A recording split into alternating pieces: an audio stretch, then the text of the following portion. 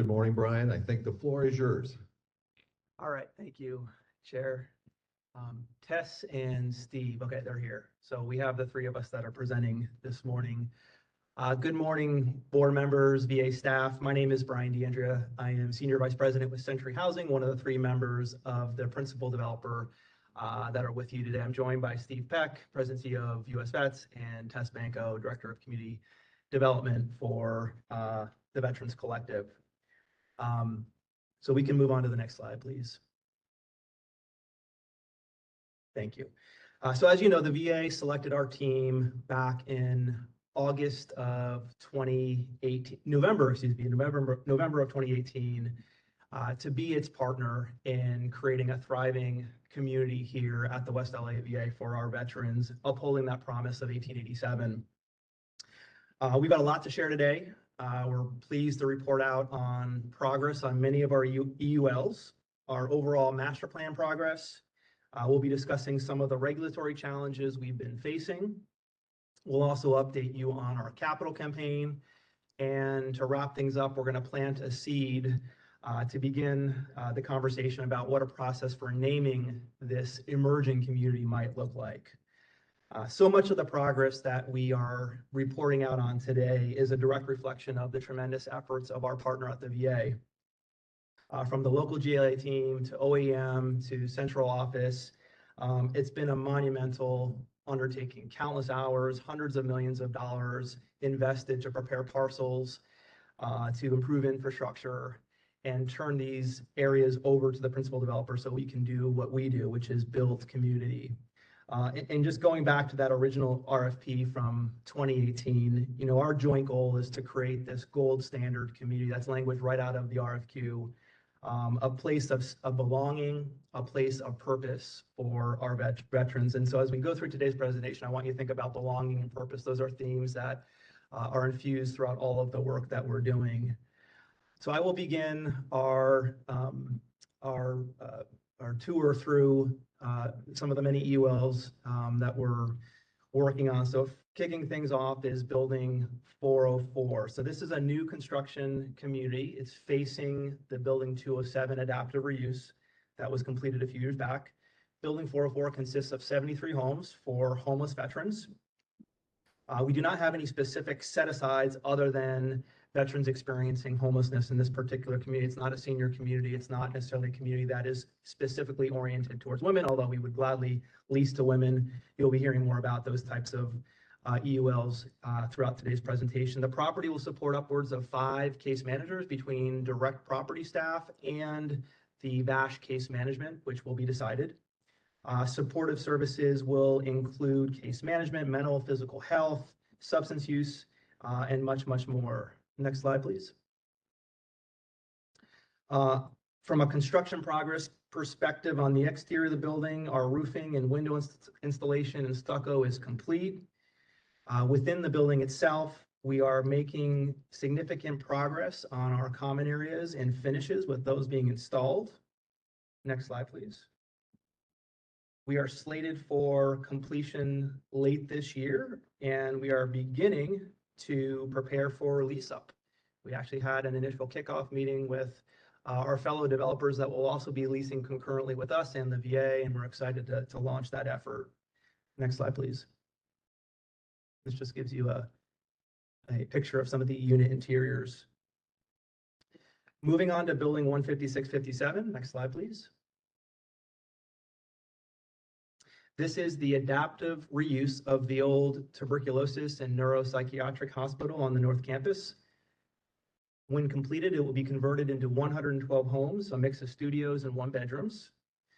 35 of our homes are set aside for veterans experiencing homelessness that present with mental illness.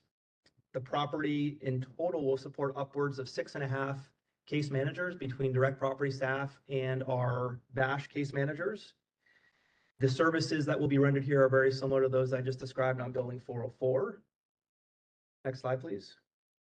From a construction update perspective, all of our interior demolition and abatement has been completed. Our structural retrofits have been completed. There's been a lot of that. Our framing is well underway. What you're looking at here is actually an interior community room that has been relocated from the first floor to the second floor to expose these incredible bow truss ceiling. This was all revealed during part of the demolition, and we made a change on the fly to embrace this incredible space. It's a massive hall. It doesn't necessarily look that way, but we're very excited to share this with you when complete. It's a special place in a special building. Next slide, please.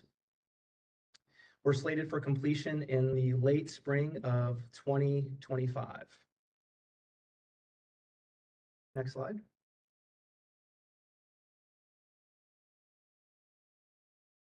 This is some of the excavation outside the building that is making room for light wells for the first floor units. There's been a lot of site work that we've had to undertake. Next slide. Okay, building 158. This is the sister building to buildings 156, 57. It's a trio of buildings. This has been developed independently. It will consist of 49 apartment homes consisting of 1 bedrooms, specifically set aside for veterans experiencing homelessness. We broke ground in November of 2023. We are slated for completion in the summer of 2025. The property will support upwards of 5.5 case managers, again, between the direct property staff and our VASH case management. Services will be very similar to those described in the prior buildings. And then just a note that we celebrated our joint groundbreaking with Building 210 back in May. I know a number of you were able to join us. It was a wonderful celebration.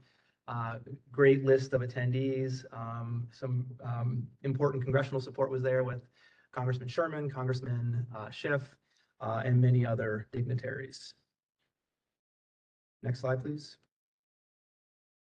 All of our construction, demolition, and abatement has been completed, and we are in the midst of all of our seismic retrofit here. You can see some of the shear walls that are being poured to support the structure. Next slide, please. And one more. Okay. I will be reporting out this morning on TSA, or Thomas Safran Associates, Building 402. This is a modular build consisting of 120 apartment homes, mix of studios and 2 bedrooms. This is on the far northwest corner of the campus, immediately south of MacArthur Field and just to the west of buildings 156, 57, and 58. 50 of the homes in Building 402 are being set aside for veterans with mental illness. The services include case management, mental and physical health, substance abuse services, and more. Construction is moving apace. Next slide, please.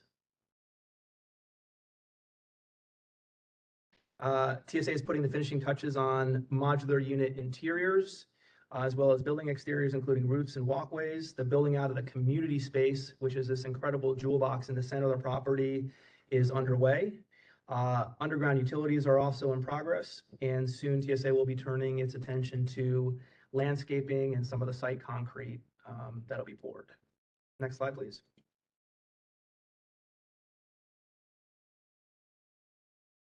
All right, and at this point, I'm going to turn things over to Steve, who will be reporting out on U.S. Vets developments.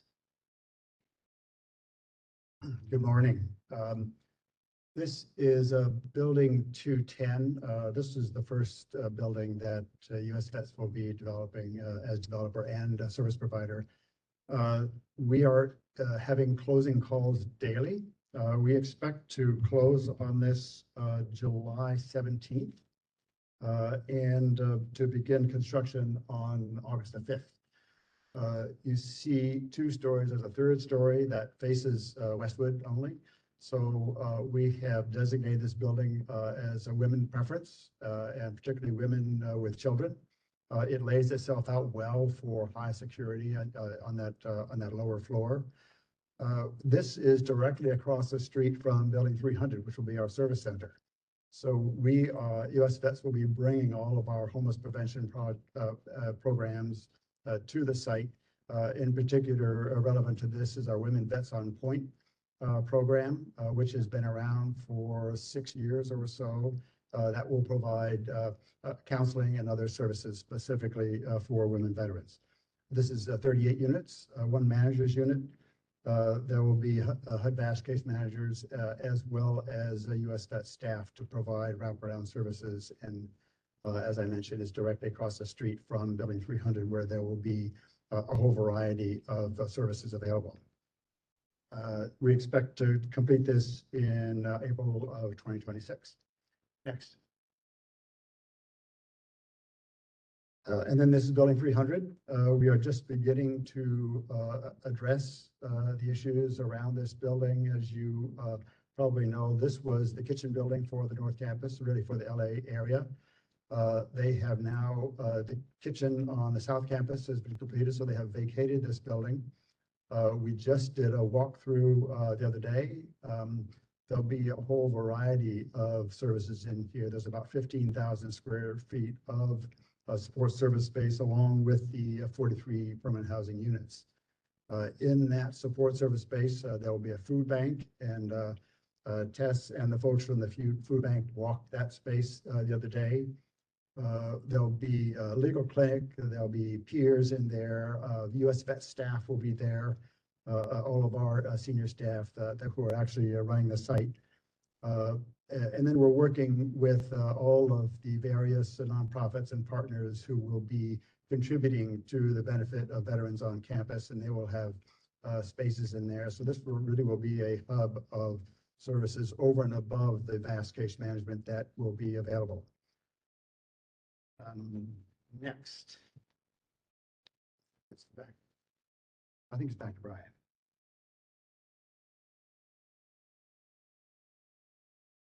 All right, thank you, Steve. So as you can see, a ton of progress. I suspect you'll be hearing from core companies on MacArthur Field, but there's a lot going on the North Campus. If you haven't been there, we welcome you to come up for a tour. Please let us know. I'm sure the VA would be more than happy to provide a tour. But in May, at the joint groundbreaking that I spoke to, we celebrated the surpassing of the midway point of this goal of delivering a minimum of 1,200 homes on the North Campus. Between the units completed, the phase 0 developments that you see on the left, the units that are actively under construction that have closed, and the Building 210 development, which is in the midst of closing, we are at 778 homes, which is nearly 65% of that goal of 1,200 units. And if you factor in those developments that are in active pre-development, which have a tangible closing runway in the foreseeable future, we're at nearly 85% with only 188 homes to go. So that is very impressive. These represent 10 different LIHTC partnerships that have been developed or are under construction since that 2016 framework for a draft master plan. I've been in the industry for nearly 18 years, and I can say that this type of progress, to pull together this many developments, not to mention all of the underlying infrastructure and preparation that had to be done, is an absolutely remarkable outcome. And everyone in the room should feel a sense of pride that we're at this moment. The progress is undeniable. Next slide, please. We've been able to make that progress because this community has been a magnet for financial commitments. We have leveraged nearly $860 million of financing commitments from all segments of society, from the public sector, city, county, state, federal government, to the private sector, including significant philanthropic gifts. As you know, we've launched a $188.7 million capital campaign. The significance of that is the legacy of 1887, and we are more than halfway through that capital campaign. You'll be hearing an update on that later today.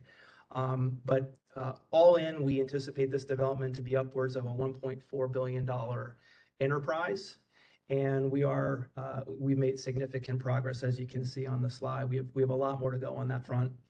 Next slide, please. So you got a flavor for this on some of the prior updates. We've been asked to report out on our lease up and move-in activities. So you can see here the three most immediate buildings that we will be leasing from the perspective of the principal developer.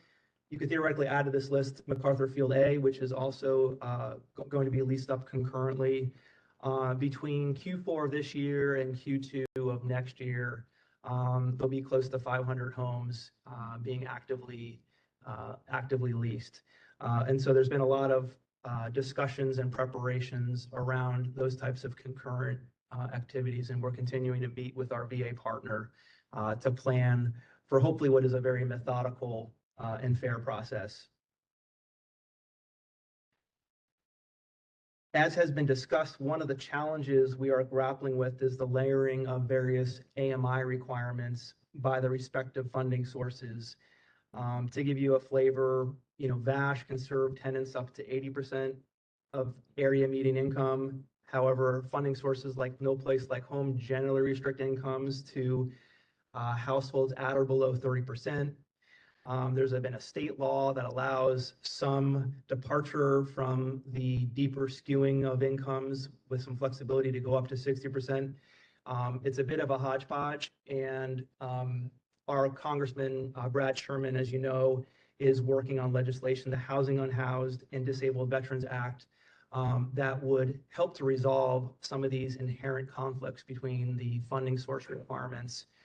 And the solution there is to simply disregard veteran disability income towards income certification for these various funding programs. So we're very hopeful that that legislation will move successfully through Congress. Next slide. Thank you.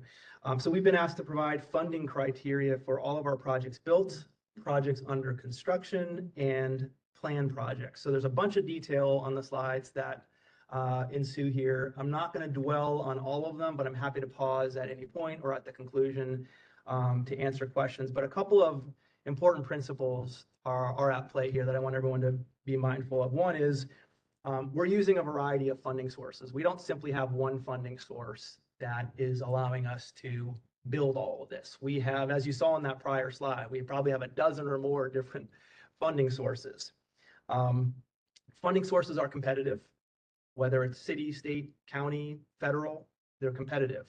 We are forced to compete along with every other affordable housing developer. We don't necessarily have any special advantages, although there are preferences for certain types of housing. Funding sources dictate AMIs. Okay, so the county funding source, the No Place Like Home, which actually flows from the state, that dictates that we generally serve households at or below 30%. That's an example of how a funding source dictates AMIs. Funding agencies generally prioritize lower AMI units. So the general priority is let's serve lower income households than higher income households. It's a kind of a general principle. Funding source requirements don't always align. It's very common to have a state requirement here and a county requirement here, or vice versa, right? So we're forced to reconcile and grapple with those inconsistencies. And lastly, the most restrictive funding source requirement prevails. So if the state requirement is here at 60%, but you've got a more restrictive county funding requirement, the county, as long as those are touching the same units, those funding sources, the more restrictive of those requirements will prevail.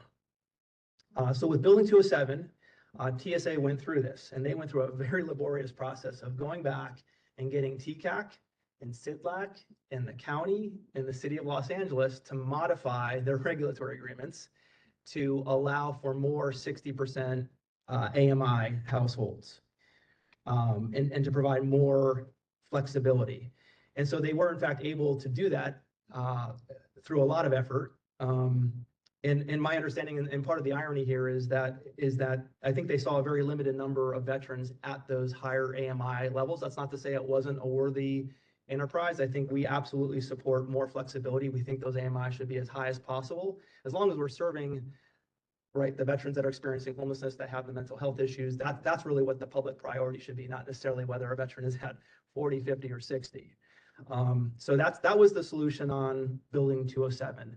Next slide, please. I'm going to share with you some of the other developments that are right now under construction. So Building 402, 50% of these homes are No Place Like Home units, which are set aside to veterans at or below the 30% AMI limit.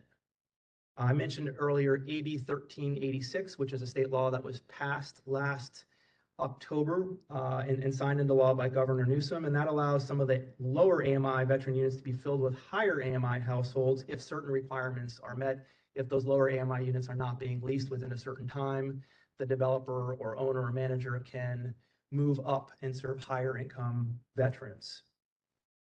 Next slide, please. This is a view of Building 404. We have a mix of 30 and 50% AMI units, with at least 33 of these homes being set aside to veterans at or below 30% AMI. I'm sharing with you some of the more restrictive requirements for each of these developments. Next slide, please. Building 15657, again, a mix of 30s and 50s, with 70 of the homes being set aside at or below 30% of median income. You can see some of the various funding sources that were layered and stacked to make this development feasible. Next slide, please. Building 158 has a mix of 30s, 40s, and 50s. One of the commonalities between all of these projects is that each of them is 100% project-based. So all of these developments have project-based dash vouchers on all of the homes. And next slide. This presents a view of those projects that are planned and are in active pre-development. We anticipate vouchers, we anticipate PACT Act, and we anticipate philanthropic funding. So the capital structure for these planned projects will look very similar to Building 158 that I just shared. We have secured significant commitments already on these developments, and we expect to begin applying for credits and bonds later this year on the first of these with Building 408. Next slide, please. We were also asked to... If I could just interrupt real quickly, Brian, it's Rob Beglin, the chair. Before we move off of funding criteria, I want to ask, it looks like most of the funding criteria revolve around the AMI thresholds. Is that right? I'd say that is one of the primary criteria. There are also population-specific criteria such as No Place Like Home, having an emphasis on veterans experiencing chronic homelessness and having a severe mental illness. So you have other characteristics like that that oftentimes are woven into these requirements beyond the AMI. But I'd say the AMI are kind of like the headline requirements that I think are obviously a topic of a lot of public discussion right now in legislation. So the reason I ask is when we went through all the slides, I only saw one slide and one building where it talked about as a funding criteria, someone being chronically homeless or having a serious or having mental illness. And one of the things I want to talk about with you, because I think it was a specific request, is where do you stand on that right now? In other words, as to units that have either been built or under construction, what are the criteria that dictate the number of units for certain age groups? What are the criteria that dictate certain units as to mental illness? And what are the criteria that dictate chronic homelessness?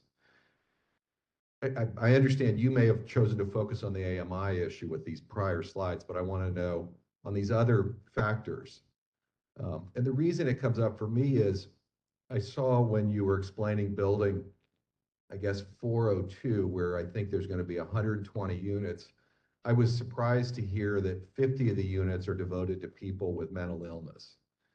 And as a layperson, there's a part of me that wonders, is that best practices to have that level of acuity within one building? So that's a long way at it, but I think you understand what I'm trying to get at. Yeah, and I apologize, Rob, if our slides did not directly respond to what you were seeking. I think the type of analysis that you're requesting would probably take us a little time to put together. We'd have to put together a matrix that shows all the various population subtypes and AMIs. I think I can speak generally in that we think a mix of acuities is a good thing. 50 out of 120 homes, I think, is a healthy mix. 120 out of 120 homes is a very different mix of acuities. Clearly, there's a need to serve the most vulnerable, the most chronically homeless. I think we are doing that with a lot of the housing that has been created. I'd say the overarching requirement is the Leasing Act, and that these housing units be supportive housing, which requires a homelessness requirement, doesn't necessarily require a chronic homelessness requirement or a severe mental illness requirement. So I think to give you a more complete answer, we probably have to go back and create a matrix that laid out all the various criteria across these EULs. Yeah, I think we definitely would like to see that. And I'd ask that you accomplish that before the next information exchange we're going to have, because I don't know that the board has ever been provided a comprehensive summary of the funding criteria by building. And look, it's one of these things, I'm completely sympathetic to the fact that as a developer, you have to cobble together financing. And that you have to pursue multiple funding sources, and that these funding criteria can become onerous cumulatively. But I also think as a board, we have this basic duty to discharge, which asks the question, what do we know about the demographics of homeless veterans? What is the population we're serving? If we're merely building units and treating every unit as if it's a fungible commodity, I don't think we're going to discharge our duty. And so I think as a board, we need a very accurate accounting as to what funding criteria you've had to take on and the extent to which they mirror what we know about the demographics of veterans. Okay, so I know I have some comments. I'll start with Dr. Harris. Okay, because mine is a direct response to what you were just saying. So to me, there's two layers to the conversation about the mix of veterans and the demographics. And I'm actually not going to speak to the one about what is a healthy mix within a building, which is a big part of what I hear you saying. The piece I want to speak to is the demographics themselves. And the presentation I gave here a year and a half ago, don't expect anybody to remember it, but we did look at this question of what are the kind of prevalence rates of veterans 62 and older, veterans under 30% AMI or over 30% AMI, serious mental illness, chronic homelessness. And I did it specifically for building 207 because that, as Brian went through that one had a lot of layers to it. So just as a reminder, in LA, about 3/4 of veterans on the homeless by name list a year or so ago were under 30% AMI. That is actually not the hardest part of this population to find. About 50% were chronically homeless. That, by the way, is double the rate of the national number for chronic homelessness. Typically, and if you look at the national PIC count, it's about 1/4 of veterans are chronically homeless. So a much higher rate of chronic homelessness here. Serious mental illness, I'm doing this part from memory, but it's somewhere between 20 and 25% of the veterans that we were assessed here in LA. When you layer those together, like building 207, you've only got a viable pool of about 3% of the veterans on the by name list who can meet all of the most restrictive criteria, 62 or older, under 30% AMI, chronically homeless, and seriously mentally ill. So a big part of the issue is just you really drastically shrink the pool of veterans who will qualify for the most restrictive units with every new eligibility criterion that gets introduced. Beth Sandor.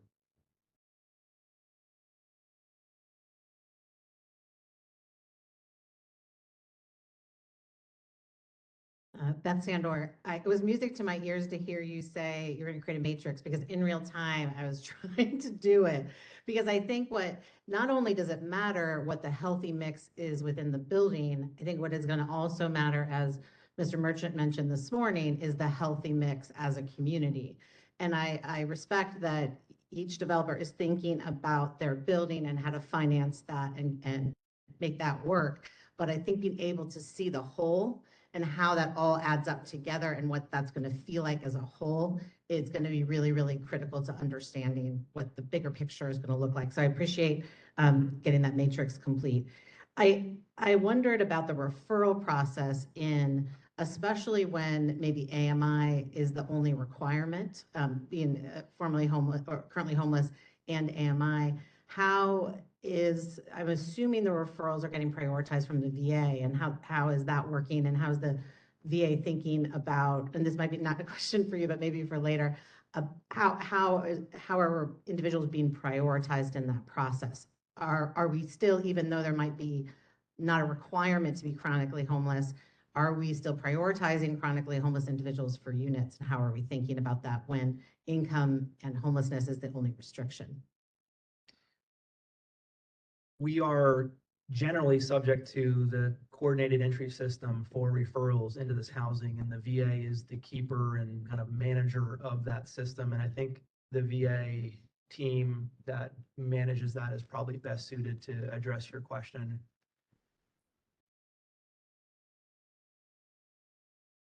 John?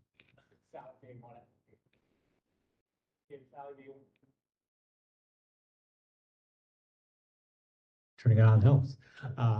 John Key and Sally may want to add more to this as well. So one of the important things to understand for veterans, a lot of these rules were set in place for the general population. There are not enough resources to house the general homeless population. So we have this priority matrix that's been created to try to serve the neediest folks. Now for VA and for veterans, we are in the situation where we don't have to prioritize in the same way. We have enough resources theoretically to house everybody. So our prioritization is certainly we want to think about, we have to meet these criteria, but we want to think about what are the specific choices veterans have, and we're able to offer veterans choices. So whether that's an on-campus unit, whether that's something in the community, depending on their needs and preferences. So that's a luxury we have. And also we want to understand who is on our by name list and how we can match them to all available housing resources. So right now we have about 1,365 people on our by name list. Just quickly, for those who may not know what a by name list is, it's the list of veterans entered into the Homeless Management Information System, which is a collection of all the data that HUD has mandated the COCs maintain. So our by name list is drawn from HMIS. A lot of our staff put into that data. And then we assign everybody we identify or the community identifies as homeless to a particular spa. And then in each spa, we have teams of people. That's our one team approach. And I'm sorry if I'm getting too far in the weeds here. Everyone in each of those spas work with staff from our one team, which is VA, community providers, and so forth, to get assigned to care and then on track to housing. So the prioritization doesn't need to really happen in the traditional way. We don't have to say, you're the neediest, so we're going to give you first shot.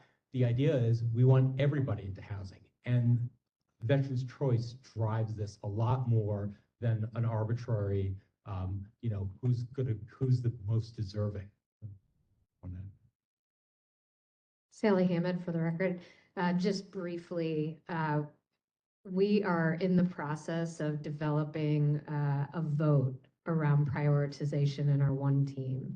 And we've got a couple of suggestions on the table. But currently, as it stands, we look at veterans age 55 and older.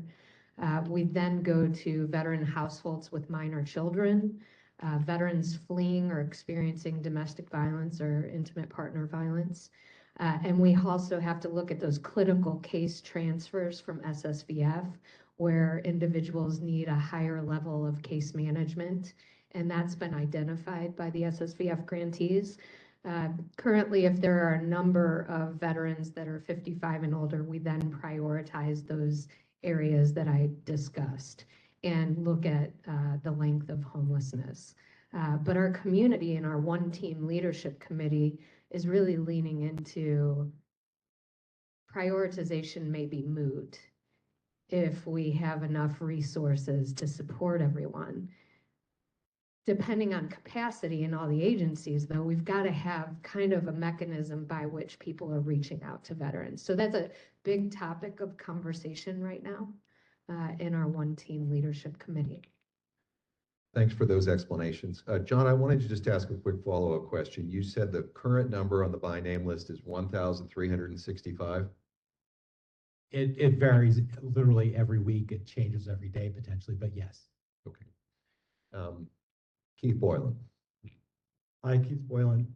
So a couple things on this. I'll start with just saying I'm happy to see that VHHP was only mentioned once on those slides. Because when this issue started, it was the mother of all evils in terms of this AMI issue. And I think once people dug into it and understood a little better, they started understanding that LA had some things, some TCAC had some things. And to your first question, Rob, is when these guidelines are put together, for instance, VHHP, every round that goes out or from HCD, from the supernova, there's a process that goes through where guidelines are put together. Initially, the program itself is based on VA data. It's based on data throughout the state from a variety of state agencies, federal agencies, to get an understanding of that population, perhaps down to that specific area. And that's why you see the requirements from LA City and LA County and things here locally being, in some cases, much stronger than those state requirements, because they are the ones who are really checking the pulse on their local environment. When those rounds go out, the idea behind it is you can put together, say we have $100 million that's available in the next NOFA round that's going out. You develop guidelines for those based on that population, and you try to look at what the current target is, and you want to be flexible as those rounds go on to make sure whether you realize that we still have not dealt with the emerging women with children population, or if there's an LGBTQ specific area in population you want to serve, you can really start honing in. And the idea behind those guidelines, it's supposed to direct that. And AMI is a big part of that. And that was really, I think early on, that was the first marker when looking at this needing to really just jump in and start doing something. As we get further along, ideally, we would be able to take a look back and really start being more targeted in that approach. And I think we have through subsequent NOFAs that have gone out. But I think it's important to recognize as well that when these guidelines go out, the developers come to the table, and based on what they propose they want to develop, is because it's a competitive process, they compete based on that. So I was really interested to see that some of these changes that have taken place locally, I was wondering, has there any pullback in terms of funds that were issued? Because the idea behind it is if you come and you say, hi, I'm going to serve 100% of my folks are going to be 0 to 30% AMI, that makes you way more competitive in the process. Therefore, you get a grant, and then you come back later and say, well, I'm only going to serve 50% of those folks, but can I keep this money that you gave me that sometimes is an increased amount of money as well, because my heart was in it, but I just can't seem to figure this out. And then that's when you get to the by name list, which is 1365, is shocking because it was 1,800 plus. I think you identified another 2,000, 2,500 that needed to be on that list. So that means you guys have placed 800 people off the by name list in the past since the last time we met down here. So if you have, that's incredible. Wait for the Friday. I'm telling you that's impressive.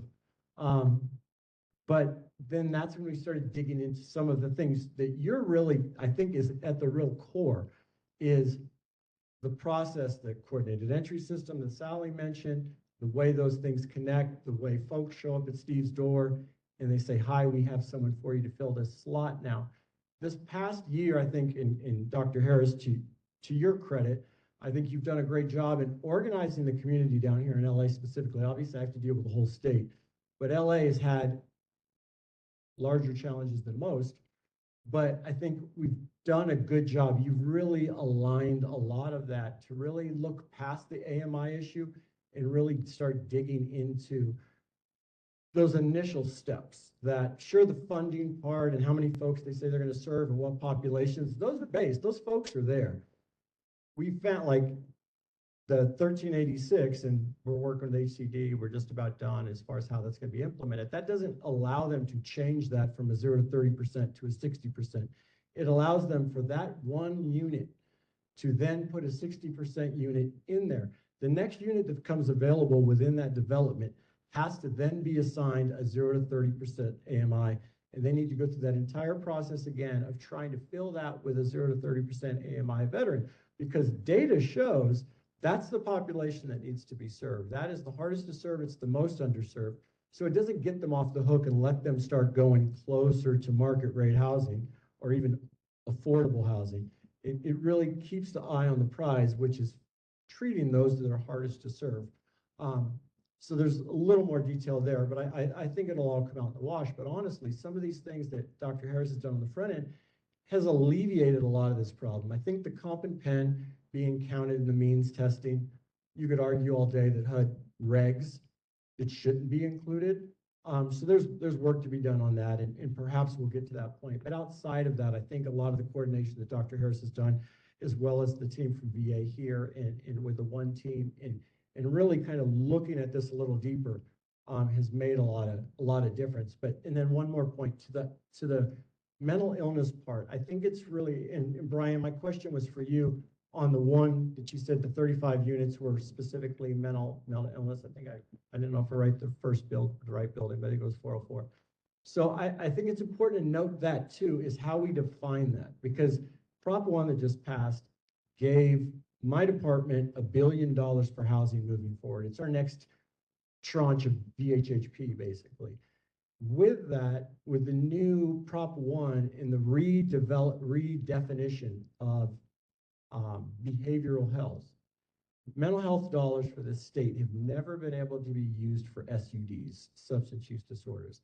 The new definition under Prop 1 includes SUDs in the behavioral health. So I think it's important that when we start talking about this, we made sure in all of Prop 1, it never said the word severe mental illness anywhere, because that is really problematic. So you don't want to, you start splitting those hairs and trying to figure that out. And then SUDs were never considered at all. So when we start looking at, behavioral health is really the way to address it, because it's inclusive of that whole gamut of challenges. And there's going to be a lot of supportive service funding through the state's mental health program, the Prop 63 tax, that will be available for that. So it's really important that we keep that in mind moving forward. And when you put projects together, how you define that mental health, that health services part of it as behavioral health, because that'll make a huge difference moving forward in terms of the funds that are available and how that ties into those populations. And I think one thing you did mention, though, that I think still needs a lot more conversation is when you start looking at populations and the mix of that population and what is healthy.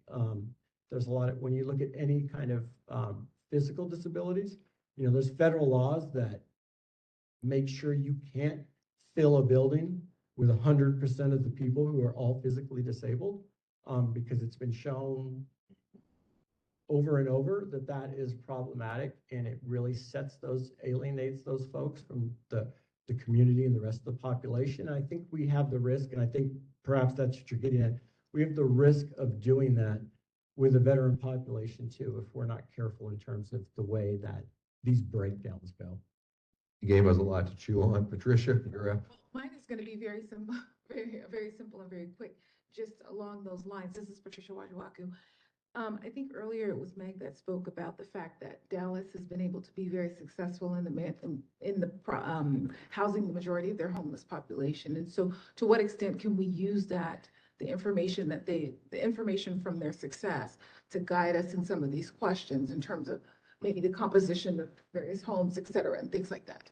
Oh, I'm so sorry. Did you guys hear that? Okay. Laura, you're up. Go ahead, Keith. Keith Harris. One thing, I actually worked with Dallas on their claim, and so there are certain things I'm happy to share over time, and happy to make connections there as well. Two quick things. One, Brian, you were pretty modest about the description of the work done on Building 207 to get those caps raised. I just want to make sure you and your team gets credit for having done that. I know, in fact, that some of the units had to relinquish funding and go get private philanthropy dollars in order to go above that 50% to 60%. So I think the group needs to know how much work went into that.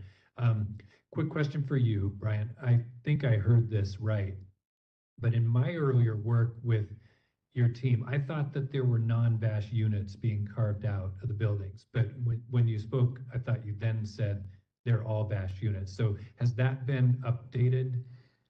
Under the VHHP program, for those buildings that have VHHP, and I think there are 3 buildings, 401A, 401B, and 404, I think are the 3 buildings with VHHP. Those require 10% of the units to be set aside for OTH veterans. Historically, those veterans needed to be served with a Section 8 voucher, but I believe my understanding is that the interpretation now is that those veterans can be qualified for a VASH voucher, but be ineligible for VA healthcare. That's right. And so I think I believe the move right now is to convert those Section 8 vouchers just to straight VASH vouchers, if I'm not mistaken. Okay, yeah, that VHHP requirement predated the statutory change that expanded the definition of eligibility in HUD-VASH. Keith and I have talked about this, so you can meet that 10% requirement with HUD-VASH vouchers, and I believe the preference of the medical center is for them to all be VASH. So I just wanted to check in on that. This obviously applies to the non-PD teams buildings as well. Okay, thanks. Yeah, hi, Lori Sutton, Vice Chair. I just wanted to unpack a little bit from a strategic level, this notion of creating community, the sense of belonging and purpose. I absolutely agree. And before I get started, I'm so impressed with all of the progress you all have been making.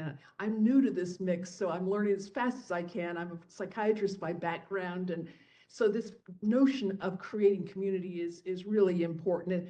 And so I guess from a strategic level, if you look at the VA as an enterprise, this campus really represents an opportunity to show what right can look like, not only to deal with the problems of today, which include homelessness, which include a suicide epidemic that continues to rage, that includes the need for better PTSD treatments. I will say Walter Dunn, he's locally here at the UCLA campus. He's a real champion. We're fortunate to have him here in that regard. But also, we know with the signature weapons of war since 9/11 in Iraq, in Afghanistan, and that is to say blast injuries, the improvised explosive devices, we will have an increased proportion of our veteran aging population that will have early dementia, that will have early seizure issues, brain injury related sequelae. We have to figure that in.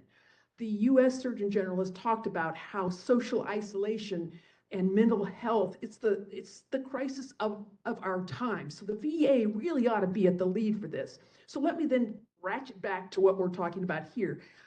I applaud everything you've talked about in terms of the housing, and I look forward to going out and seeing all the new progress on North Campus. I also want to hear about things like service dog parks, service dog facilities, maybe even a veterinarian here, training facilities. I want to hear about bike lanes. I want to hear about bus lanes. I want to hear about van transportation in addition to the metro.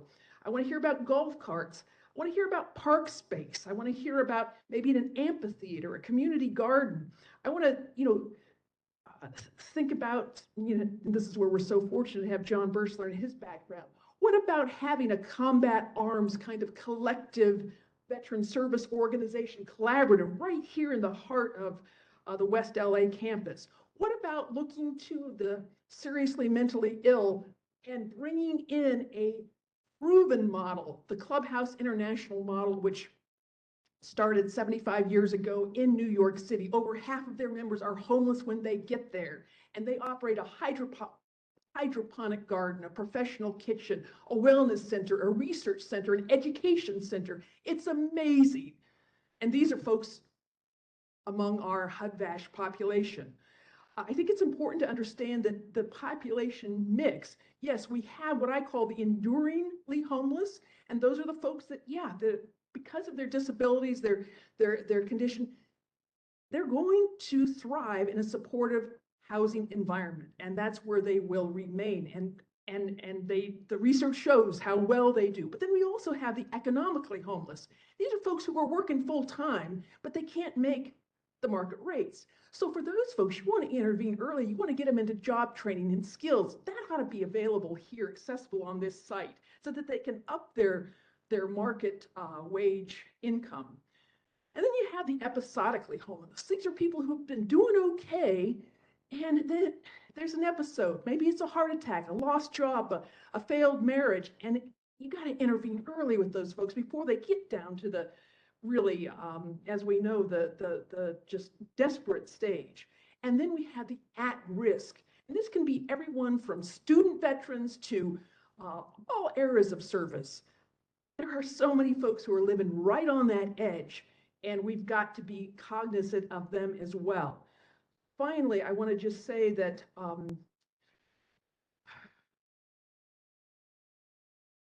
this is an opportunity that's not going to pass our way again.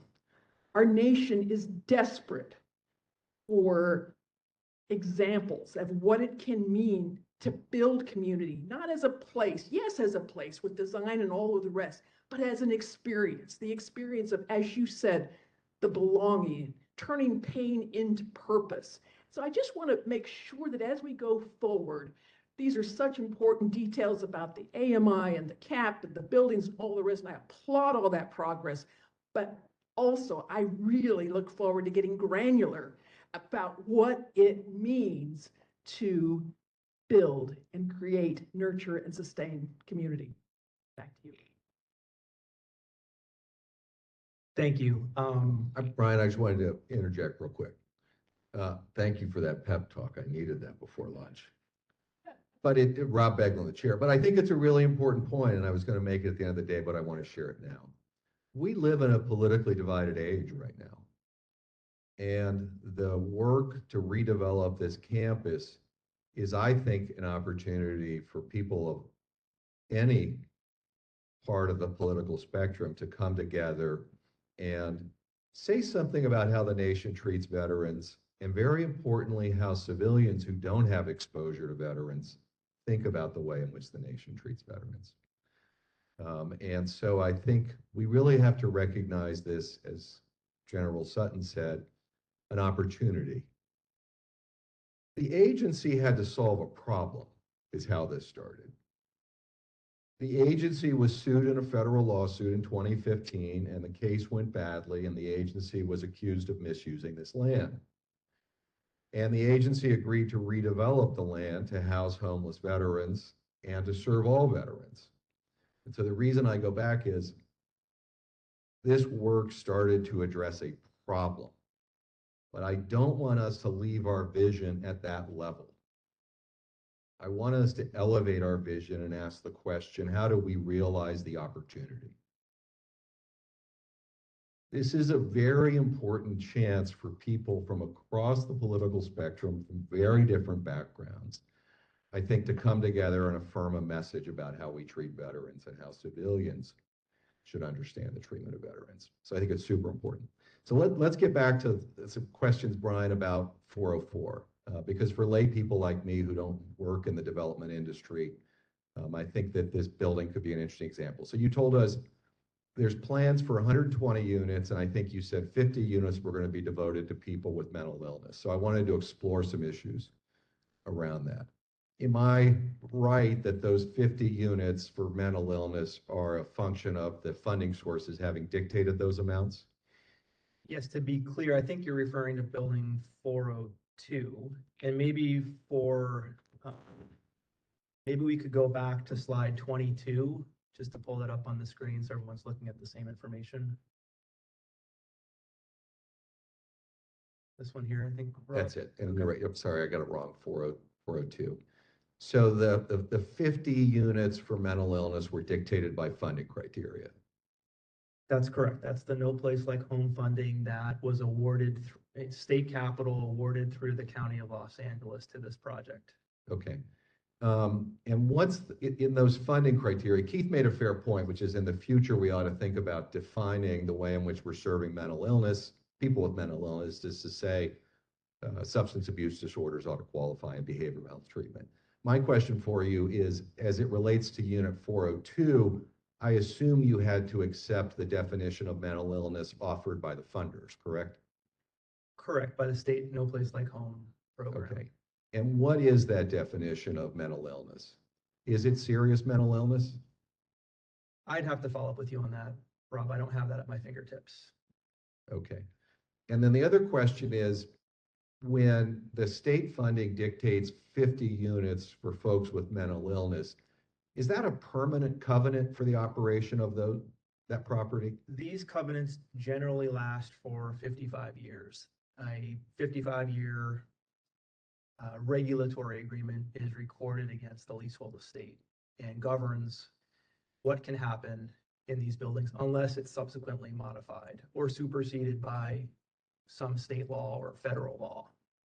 And then I want to move that question to some of the other funding criteria. So there's a funding criteria that's often imposed for veterans over 65, is that right?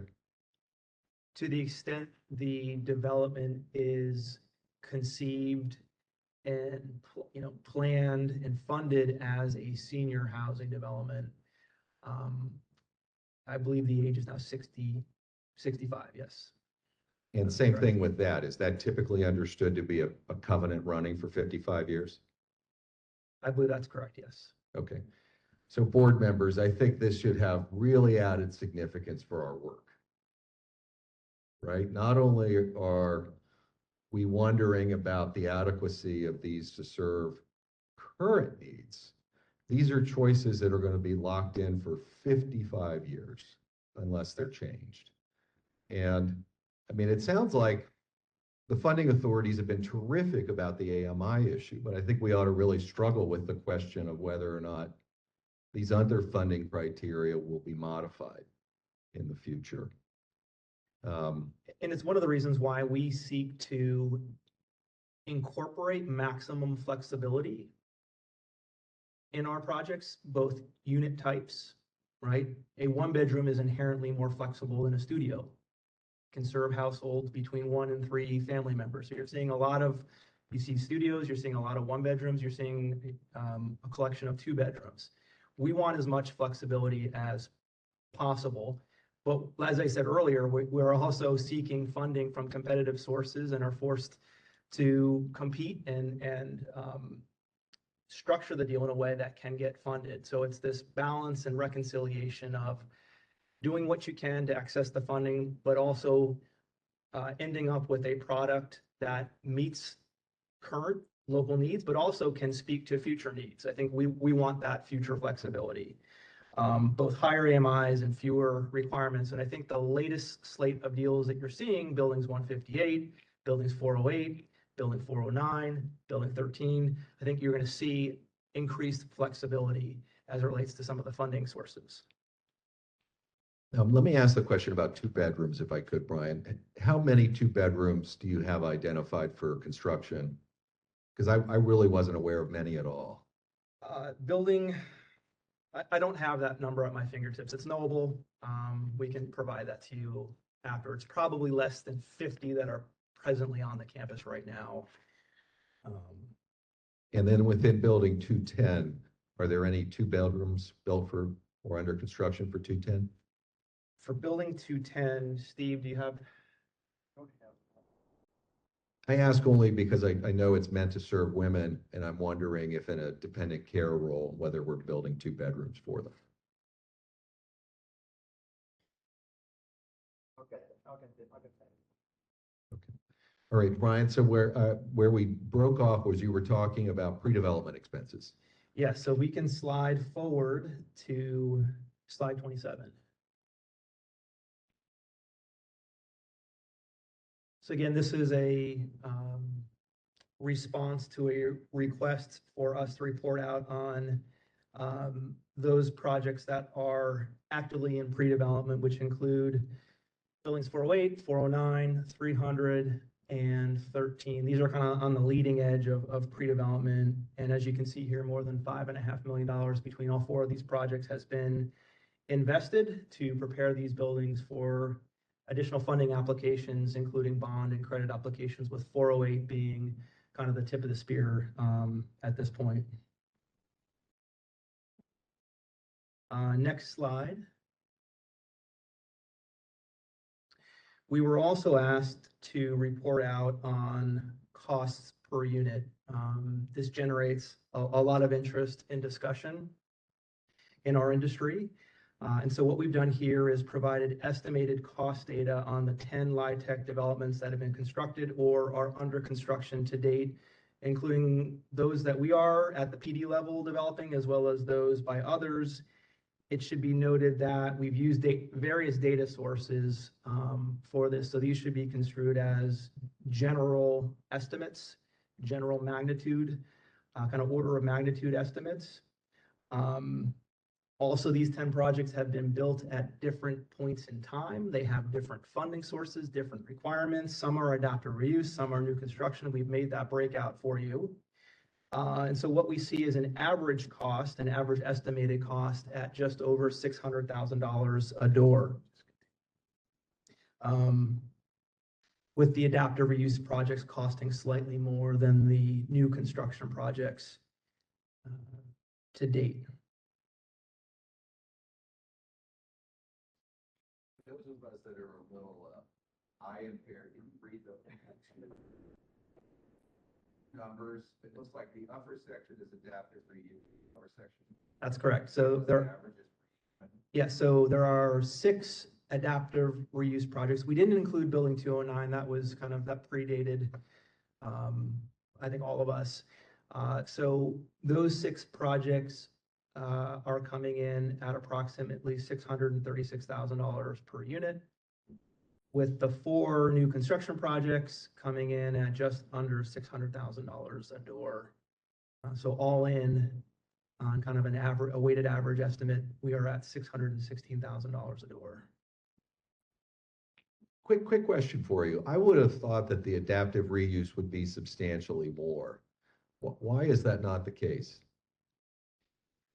Well, in many cases, we're utilizing solid bones. I mean, these buildings are concrete structures. They were built to stand the test of time, and they have, in fact, stood the test of time.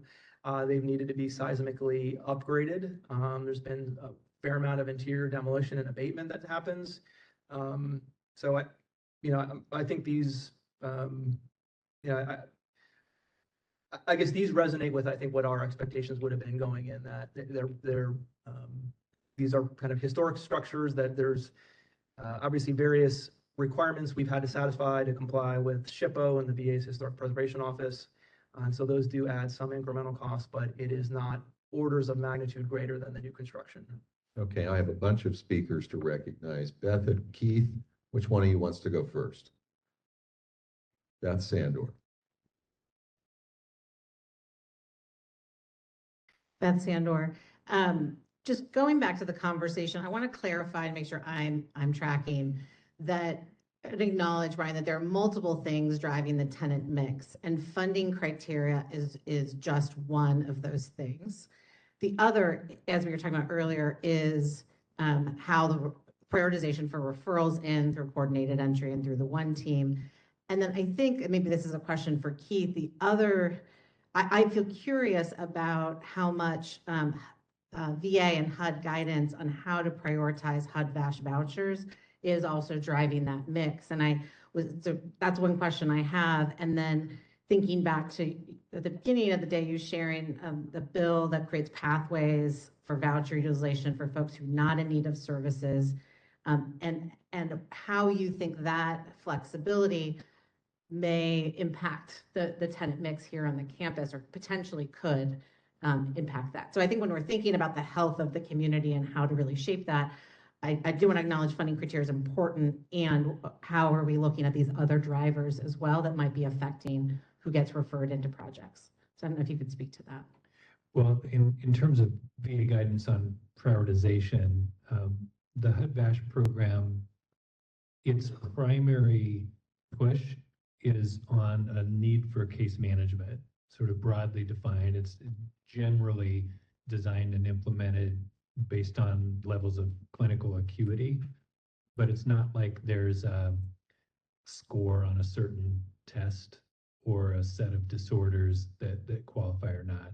The program began prioritizing chronically homeless veterans. That prioritization has actually been pulled back some, again, recognizing the excess vouchers available. But each medical center is required to have a way of assessing acuity and then prioritizing based on that. Can I jump to my point, or yours is, you're still up there? Can you answer just on the bill, which creates some flexibility there? What do you think the implications might be for this campus and maybe to that? Sure. And first of all, it's only been introduced. It has not passed, and a little bit hard to imagine Congress passing much the rest of this year, frankly. But it, as I noted earlier today, it is a bill that would create a voucher-only pathway in the HUD-VASH, meaning veterans who can receive a HUD-VASH voucher and do not need a case manager assigned to them. I think it's got major implications for tenant mix, for the degree of services in a building. I think it would allow, and this is part of the original intent, it would allow to focus on the veterans who really need that more intensive case management. But it would free up HUD-VASH veterans who don't have many of these clinical needs to be part of the tenant mix, yeah. Thanks, Keith. Before I hand it over to you, just Brian, when Rob, you mentioned a question about the covenants, I wondered on how long those eligibility criteria in place based on the funding.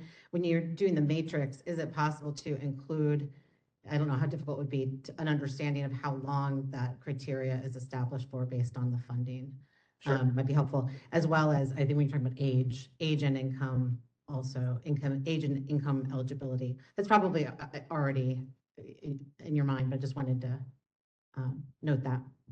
Sure. That's We all. can do that. And just to be clear, there's only one senior housing development on campus, Building 207 today. Everything else is age unrestricted, meaning those developments can serve senior veterans, but do not have to serve senior veterans. And the age, Rob, just to be clear, is 62 plus. And my colleague here has confirmed that to date, there are 31 two-bedrooms between MacArthur Field A and B, Building 402, and Building 300. So there are 31 planned thus far. Building 210 does not have any two-bedrooms.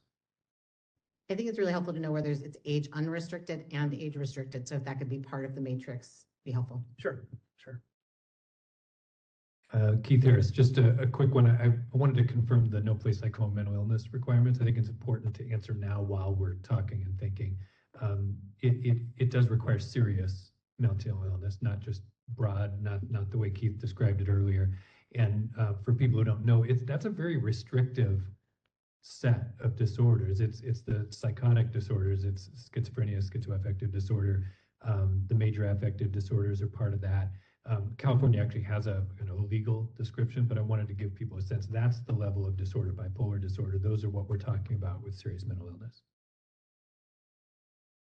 Mike Hatfield. Mike Canfield.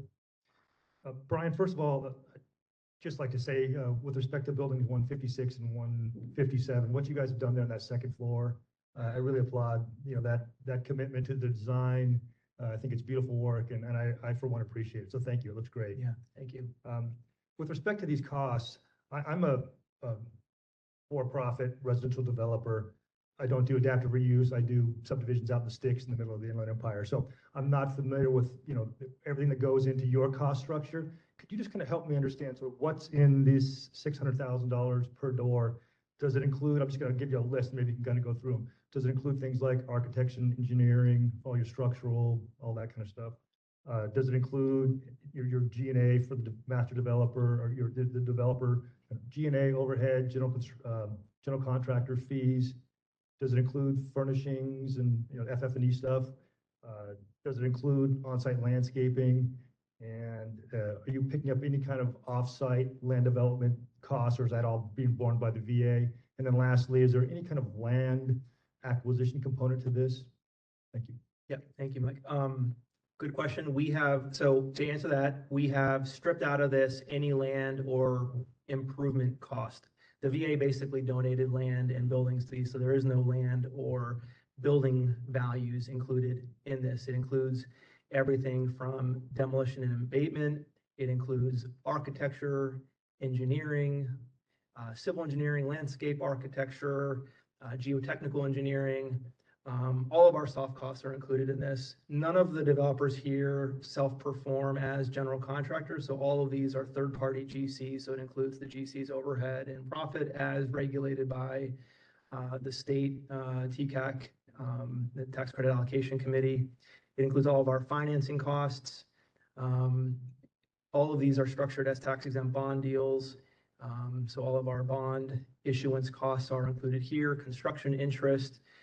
From the perspective of each developer, we earn a developer fee that is also regulated by the various funding sources. So those developer fees are included here as a cost. So this, these include all of the typical costs of delivering affordable housing. I'd say, what might be unique here is to the extent a building is an adaptive reuse, there may be elements of the structure that need to be preserved, different types of windows or roofing materials or flooring that has to be preserved as part of our review process with SHPO. So those can sometimes be, I'd say, incremental to a development cost structure.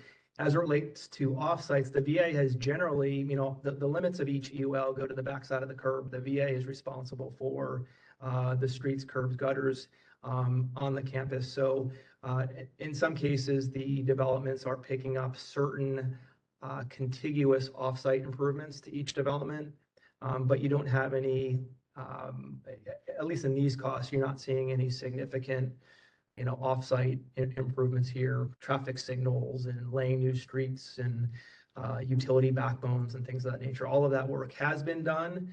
In most cases, it's being self-performed by the VA. In some cases, the VA is engaging us to do that through capital contributions, but those costs live outside these TDCs that you're looking at. John Kuhn? John Kuhn, I just want to come back to the prioritization again and put the units that are being developed here in context of the overall effort. So I had mentioned that there are 1,365 roughly on the by name list. Between now and January, we may have over 1,100 new units of veteran dedicated housing. That does not include anything we're doing in the community for TBVs that are just independent, SSVF. So and of the 1,100, only I think about 270 or so are on campus. We don't need to prioritize in the way that the general population has to be prioritized. We get to let veterans choose. In fact, we have a housing choice form. We tell veterans, here are the different projects you get to pick from. And as these projects open, the volume, the inventory we will have of housing doesn't mean we have to filter. It means we need to accelerate. We need to push veterans to go into housing because we have all these units available. We want to get them out of temporary housing. We want to get them into permanent housing. That's the goal. And this campus housing is a fraction of the inventory we are opening between now and January. And General Sutton, I would love to, and I know US Vets will touch on it briefly, have time to talk about all the plans we have for the town center. Maybe that could be something we talk about the next VCOEB, the clubhouse. Many of the things you're talking about are very much front and center of the things we're thinking about.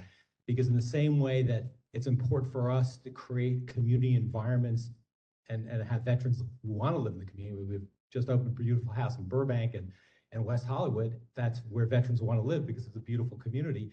We want to do the same thing here. Veterans do not want to live on Skid Row. We've had buildings open on Skid Row. Do you want to live on Skid Row? Neither do our veterans. So we have to think about it every time we create housing. So prioritization is less of an emphasis for us than is creating quality living environments for veterans who want to be and are going to move into. It's really encouraging news. Brian, you've got 10 minutes left, and I know you've probably got a few more slides to cover. I did want to emphasize that one of the things we asked for a presentation on was as to parcel 408 and building 13, what are the exact funding commitments to date? Will you be able to cover that? Yes, I think we covered that on the slide before the present slide. Let's go back one more. Okay, so Building 408 has received a commitment of project-based VASH vouchers through the Los Angeles County Development Authority. It has received a commitment of philanthropic capital to the tune of $7.6 million, and anticipated PACT Act funding from the VA. And as noted here in the footnote, that those commitments remain to be negotiated at the UL level. Similarly for 409, Before we move on from 408, let me just make sure I understand this. So you say that 100 project-based vouchers have been awarded by LACTA. What does the form of that award take? In other words, is there a written letter that says these vouchers are assigned? Yes, an application was made, and this is a TSA building, and they would have received a commitment letter from LACTA for those vouchers. Okay. And that commitment letter is then leveraged into what's called an AHAP, an agreement to enter into a housing assistance payment contract that is executed at or slightly before the construction and partnership closing. So I'm asking for reasons that you understand. The board has for many months expressed concerns and I think opposition to the idea of turning over 408 to housing. So I want to know if we were to again express the view that it shouldn't happen and the agency agreed with us, could you go back to LACTA and ask for those 100 units to be assigned to a different project?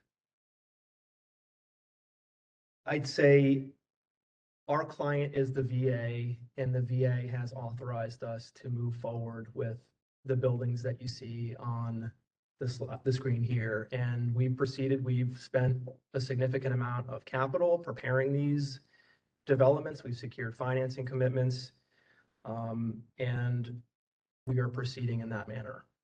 So I don't think you answered the question I asked, which is, are you ever able to go back to housing authorities and ask them to redirect housing vouchers to a different project? I'm not sure what the basis for that would be. This project was awarded vouchers. If there were a different project, it would have to be separately applied for. But TSA does have a commitment for these 100 project-based VASH vouchers, and this building is a critical building that will help get us to the 1,200 minimum units. Okay, and you explained that you've incurred $500,000 of pre-development expenses? If we can move to the next slide, so we get our numbers correct here. On building 408, yes, approximately $500,000 to date has been spent on diligence, design, utility planning, and I know TSA is proceeding towards a tax credit application in August. Yeah. And so I would anticipate that those pre-development expenditures would accelerate up and through that milestone. I'm sympathetic to the problem, but you will have recalled, I for one, and I think there were other board members, even a year ago, encouraged you to be very careful about incurring significant pre-development expenses because we had this concern that 408 wasn't suitable for development. But to kind of put it in the magnitude, we've all heard cost per unit of $600,000 per unit. So in the grand scheme of things, while I understand $500,000 is real money, I don't think it should be a material concern. And I would just point out that all of these buildings are buildings that are part of Master Plan 2022, are part of the community plan that was incorporated into Master Plan 2022, which was accepted by the VA and the Secretary. And all of these parcels are also contemplated in the 99-year Principal Developer EUL that we executed with the VA several years ago. So none of this is a departure from what has been already planned and authorized. We could disagree about that, but I don't want to take any more time. Mike Campfield.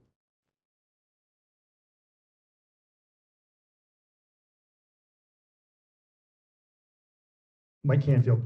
Brian, related question there. So Mr. Beglin was asking specifically about the kind of the transferability, if you will, the replaceability of the project-based vouchers. My question is really more focusing on the philanthropic contributions that have been designated for these three projects, 408, 409, and Building 13. If there was a change of direction on those buildings, how likely is it that you would be able to move that philanthropic contributions to other buildings that would replace those buildings? I'd say this particular philanthropic source is a significant one and underwrote us and these projects and made commitments to each of these projects as contemplated in the master plan 2022, in the community plan. They're contemplated as part of the PDE well. If you look at the parcelization map, each of these projects are there. I can't speak to the transferability of those awards. I'd say we have a very good thing in the awards that have been received to date. It is unique to have that type of philanthropic support in an affordable housing transaction. Most affordable housing deals are developed with city, county, state capital, credits, bonds. That type of philanthropic support is very unique and should not be underestimated in terms of how special that is. Just as a follow-up on that, is there something unique about these buildings that generated the philanthropic contributions, or is it really folks who want to be part of solving veterans' homelessness issues? I think it's the latter. And there is, in direct answer to your question, we recently secured a donation of $2.5 million for Building 13, which we anticipate to be the town center. That money will go away. They were very specific about donating to that specific use in that building. So that's the only one that I know that will go away. The other one, we would have to then negotiate with the funders to see whether they would still give the support to the buildings if they were moved to another part of the campus.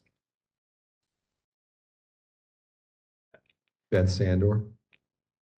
I think my question builds on what Mike raised. Are you able to share the sources of the philanthropic funding?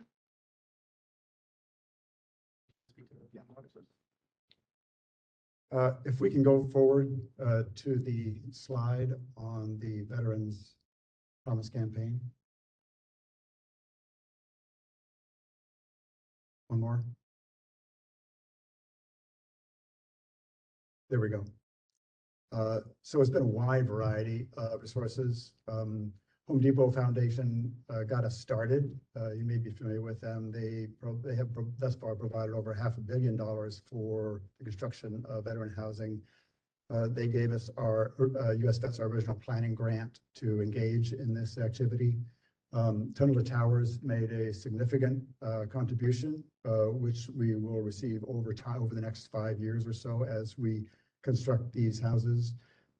Southern California Grant Makers came out. A number of members of that organization have given us funding. We continue to have meetings. We have two planned meetings with entities and individuals who have potential of 7 or 8 figure gifts. So this is a process we are fully engaged in. We think we're doing pretty well to be just almost 100 million into this. So we're a little over halfway.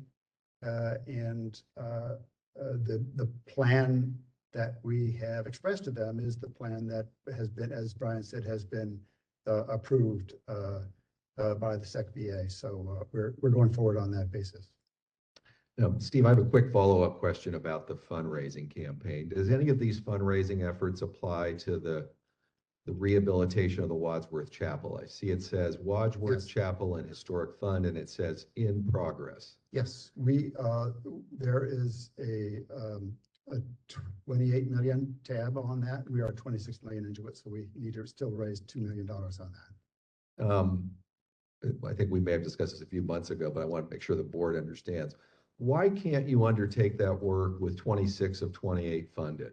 Because for most citizens of Los Angeles, it sadly is the part of the VA campus they see the most often, the North Campus, when they drive along Wilshire. We agree with you completely. Some of that money will not come to us until we have 100% of the funding. It is dependent upon having full funding. So I see. So in other words, some portion of the folks who have donated 26 million have said they won't donate anything until you have full commitments of 28 million? That is correct. Okay, It acts much like affordable housing where you stack funding. So some of that funding is dependent upon being able to go forward, which means that you have 100% of the funding. Do you have any sense as to when that might happen? Because I know it's been something you've devoted a couple of years to already. We have a meeting hopefully in July that will wrap that up. Cross your fingers. It is challenging in that it is not housing. Brian has told you the multiple sources available to build housing for homeless people. None of that money obviously is available for the chapel, so we are cobbling together a variety of resources to build that. Okay, thanks. Mike Canfield. Steve and Tess and Brian, anything else we should cover before lunch? Yes, absolutely. I know there's a lot of focus on the housing construction. I've been itching to get into the community component of it, which is such a vital part of this revitalization. And Brigadier General Sutton, you sing our song, you sing my song. So I'm happy to share with you some of the progress. Next slide, please. So we had talked previously about the healthy community, so the therapeutic community model. When I hit the ground in this role, overarchingly, I've been working on this campus for over 8 years between different programs. When I started in 2021, part of my goals were to establish the backbone organization, the nonprofit 501c3, including the Community Partnership and Alliance. Another of those goals was to establish the U.S. Vets West Los Angeles Services site. So I'm happy to report that both of those things have now come to fruition as of today. The services site now, there's 8 staff members on site. The first VASH was established. We are currently awaiting additional VASH contracting for the other buildings. So there's an IDIQ process with which VA will determine who serves which building out of the providers that were selected from the last contracting. So building 207, which a lot has been spoken about, that VASH case management is ongoing. I know we talk about community mix in terms of the funding. I serve and our teams serve in the reality of that mix, right? So on the ground with the veterans, facing the same challenges that they might face, helping them through very difficult times. In fact, unfortunately, we've lost several veterans due to age-related causes in those buildings. So helping veterans get through that, grief and loss resources. A lot of the veterans in the age-restricted buildings have lost spouses and partners, maybe the only person left in their family. Homelessness oftentimes divorces us from our family and friendship connections. So rebuilding those connections using those resources. And to that end, using events and supportive offerings for residents. So we've got a well-established schedule of those things. Coordinating across the VA for any special needs like intimate partner violence. There are 2 women in 207, in addition to women in other projects. I don't like to use the word project, so please excuse that, other units. But working together with those buildings and developers as well. So volunteer events, temporary services center near building 210 has been implemented. So that's a microcosm of the services that will be in building 300 once it comes to fruition. There is already a need for that building, those services, this community that is being built. The conversation around building 408 is especially important. Recently working with VA, myself, Jim Zenner, and Sally Hammond are co-chairing an exercise to look at implementing a peer resource center here on the campus. We certainly had LA County MVA, VPAN, already serving veterans out of the Temporary Services Center and building 402 on the South Campus, the Welcome Center. However, this would be an expansion of that. Worked with VA, Andrew Strain in planning, John Kuhn and Sally, Chelsea Black to implement a survey of veterans to find out what they actually want and need on this campus that you probably heard about. But using that information, being able to look at the different buildings, there's already been conversation about putting that resource and recreation center on the bottom floor of building 408, because that building will come open more quickly than some of the other buildings that are anticipated. So it very much is something that is in play when we're looking at the design of the community. Next slide, please. So the backbone community building progress that I mentioned, our annual impact report has been released. You will have it in front of you. Please take a look at that, the culmination of the year's hard work, building on other successive years. But the backbone, standing up the Partner and Provider Alliance, that's 42 different partners, including VA sections, working here on the campus together, now coordinated opportunity to come together under the principles of collective impact, which include the backbone organization itself, but also all rowing in the same direction, looking at what's already going on. What is VA's CDCE department doing for events? What is the collective doing for events? What is the Bandini Golf Course doing? Wrapping that all up together and organizing it better, because there's so much going on this campus. Unfortunately, without that shared connection and communication, it was very hard for veterans to access it. So those things are definitely getting better, working on transportation, with planning, meeting with Metro, talking about community safety, policing. I just have to give another shout out. I know I've done it before. VMet, being able to assist with evaluations for veterans that might be having mental health challenges, absolutely needs to be expanded, is a tremendous program, and a great boon to the human services side of working in this community.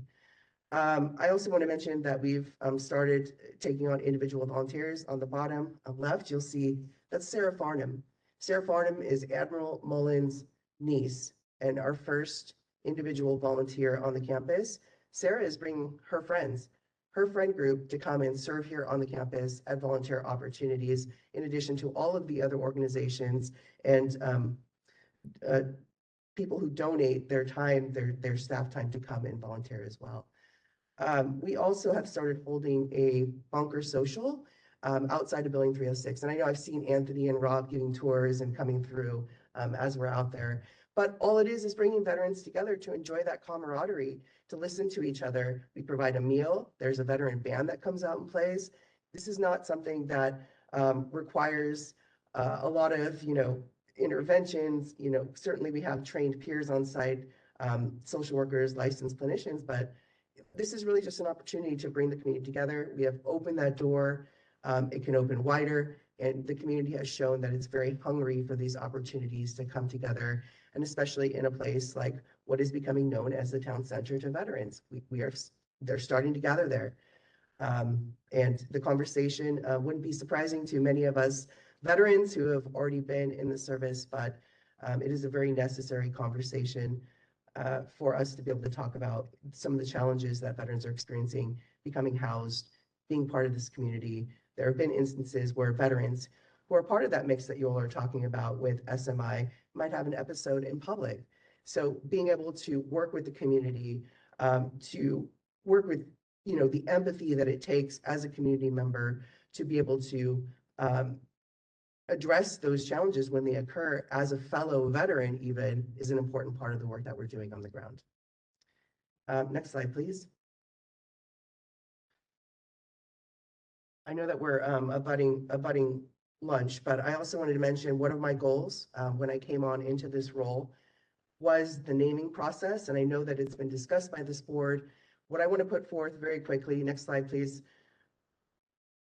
And you all get a copy of these slides, so I won't go through all the individual details. As the community director, it is a struggle to help veterans come together behind the neighborhood that they now live in. Besides those living permanently in the, supportive housing, there are already over 1,000 veterans across other programs who live in this neighborhood. So not only does that illustrate the need for services, aside from this conversation of what building comes online and what its purpose is, I can tell you it very much is needed for a place name for the community. When someone comes to the Bunker Social, they're greeted with "Welcome to the neighborhood." That's kind of our rallying cry to veterans as they come in, to kind of help them feel that sense of community. So the question is, what do we call the neighborhood? And it's not about us as service providers or even, VCOEB board members. It's what veterans want to see. So what we're proposing is a process similar to the collecting of feedback from veterans about the amenities they wanted to see here on this campus, to get the veterans' voice in what they would like to see the campus named. So it's a very simple premise. We have created different items that we would be able to use, like postcards and naming kiosks. And we would go on a similar mission of, holding town halls and going out to the different EUL buildings, and standing out in public and tabling to get this information. But I just wanted to present that the collective would very much like the opportunity to take part in this with VA and other volunteers as possible. So I'll spare you from the rest of the slides. I know we're very short on time, but does anyone have any questions? And I know Steve also has. Yes. What kind of time have we got left? You can take a couple more minutes, Steve. Okay. I want to read something because I want to be very specific in what I have to say. You can see from this presentation that we are well on our way to fulfilling the commitment we have made to build 900 units of permanent supportive housing, contributing to the 1,200 units for veterans and their families called for in the master plan, and to create a vibrant community that contributes to the well-being of the veterans who choose to live on campus. We have done this with full transparency, making sure to operate within our authority and bringing the VA and the veterans community into our planning at every step. You'll see from the soon-to-be-released Veterans Survey that our plans include the amenities and services that veterans are asking for. This is no surprise to us, as we have been working with veterans for more than 30 years. The overwhelming majority of the plan for the campus is also congruent with the ULI study, with one notable exception. None of the veterans in the survey mentioned the need for a hotel. From the beginning, we have felt an urgency to complete this community, as there are still far too many veterans without a roof over their head in Los Angeles. Recently, we got a call from a funder who has provided our projects with some of the critical funds that will serve the low-income veterans we've targeted as the most needy. They informed us that there is opposition to the proposed housing in the mixed-use town center, which is no surprise. What was a surprise is that this opposition went so far as to put some doubt in the funder's mind about providing financing already earmarked for the project. We understand that there can be differences of opinion on how we develop this property, but to put in jeopardy the financing dedicated to veterans and potentially delay the building of the housing is unconscionable and only hurts those veterans who are still on the street. Every delay means that veterans will remain homeless, and every day they spend homeless is a day they will never get back. We have been charged with building housing to alleviate the suffering of homeless veterans, and we will bring all of our resources and expertise to bear to accomplish that task until someone with authority tells us otherwise. Thanks. I appreciate the comments, Steve. Respectfully, this gets at something I shared with the group earlier. We do not want to merely solve a problem, and we want to realize an opportunity. And I think reasonable people with reasonable minds could choose to reasonably disagree about whether or not, for example, mixed-use development means permanent supportive housing, or whether mixed-use development should include people with acute needs, or whether or not there ought to be a distinction between public and private spaces. So I totally hear you, and I'll hear you out any day, but I think reasonable people could reasonably disagree about this. Tess, I wanted to just quickly respond to your issue about naming. I think the stuff you raised is incredibly important. You know the board has weighed in on this before, so just so the new board members know, we had a recommendation to the secretary that was 17-3 to revert to the historic name of Pacific Branch. At that time, the agency's response was to say, we'll task the Office of General Counsel with exploring our ability to do that. And then later, when the metro station stuff was being looked at more carefully, you remember it started out with the name of Westwood/VA Hospital. We revisited the issue and we again said, Mr. Secretary, let's really think about the right name for the station. It's plainly not Westwood. And do we want the VA hospital to be the predominant identity? At that point, the secretary kind of basically just said, we'll work with Metro to figure out the right name. But what we hear from the Office of General Counsel is it's for Congress to do. There's a statute in place that says only Congress can name VA land. And so for those members of congressional staff who happen to be listening today, and I hope there are a few of you, we really need congressional leadership here. because we've gotten a pretty complete answer from the agency, and that is that as it relates to the name of the campus, that's something for Congress to do. But Tess also raises a really great point, which is also the buildings, the neighborhoods, all those things ought to be named too. So I thank you for drawing us back to that, Tess, because I think it's a super important part to establishing an identity beyond that of a hospital, and ironically reverting to one that's over 100 years old. You know, it's a veteran's home. There are streets in this neighborhood called Veteran. There are streets in this neighborhood called Military. And those streets have existed for 100 years. Before there was West LA, before there was Culver City, before there was Beverly Hills, there was this place. And so I think, Tess, you're great to focus us on that. Yeah, thank you for that. I think what's really interesting, again, is being immersed in the community and serving directly, you know, the veterans community on the ground. And we've had good conversations about this. And there was a conversation about how many Buffalo soldiers are buried in the National Cemetery. So there's plenty of individuals and organizations that are military related that would fall into the congressional naming conventions. My goal, on behalf of the veterans that I work with and serve, is to get their voice into this process as well. Sharing that, it's great, deep history on veteran service. Okay, so let's break for lunch. We only have 30 minutes if we want to keep moving. I want to really congratulate and thanks the principal developer. The pace of change is absolutely extraordinary, and I think we benefit so much from it.